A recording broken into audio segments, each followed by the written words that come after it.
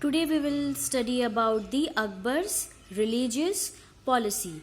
Akbar's great desire was to unite the diverse race in India into one nation where everyone would enjoy equal status.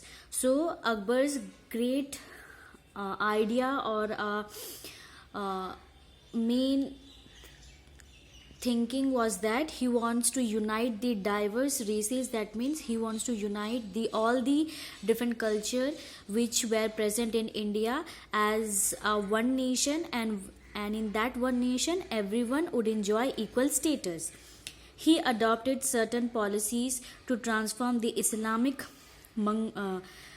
Mughal state into a secular one. So he also adopted different types of policies so that he can transform the Islamic Mughal state into a secular one. That means with respect to all the religion. Throughout his reign, Akbar followed a policy of religious tolerance and won the respect, affection and support of his Hindu subjects in general and the Rajputs in particular. So throughout his ruling period, Akbar followed a policy of religious tolerance, and by using this religious tolerance he had won the respect, affection and support from the Hindu subject and especially from the Rajput ruler. Akbar abolished the jizya, that is poll tax, and pilgrim tax. So he also abolished the jizya and the pilgrim tax. Pilgrim and jizya tax are the taxes which were collected by the Mughal Empire from the other caste in order to go from one place to other, or in order to attend, or in order to perform different types of holi, just like Tirth Yatra and so on. The jizya tax has been imposed by earlier Muslim rulers on all non-Muslim subjects only. So the jizya tax were only applied on the non-Muslims, that means Hindus. It was greatly resented by the Hindus. So the jizya tax were imposed only on the Hindus. The pilgrim tax had been imposed by earlier rulers on Hindus visiting places of pilgrimage. So this is all about jizya tax.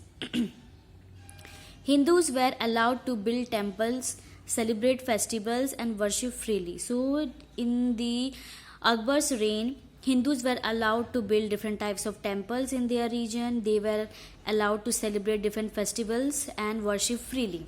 Akbar married Rajput princesses and allowed his Rajput wives freedom of worship and to celebrate festivals such as Holi and Diwali, and also took part in celebration himself. So Akbar, as he married different Rajput princesses, he allowed the his Rajput wives to worship freely and to celebrate different Hindu festivals such as Holi and Diwali. And even he also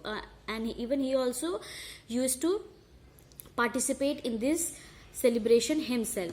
He gave high post to talented and competent Hindus like Todamal, Birbal and Rajput Bhagwan Das. Birbal was his constant companion and trusted friend. So even he gave the high post to talented and very deserving Hindus just like Todamal, Birbal and Raja Bhagwan Das. And Birbal was his great supporter and he was his trusted friend. He gave land grants to people of all religions. So he also used to give different types of land loans to people of all the religion. So this is all about Akbar's religious policy.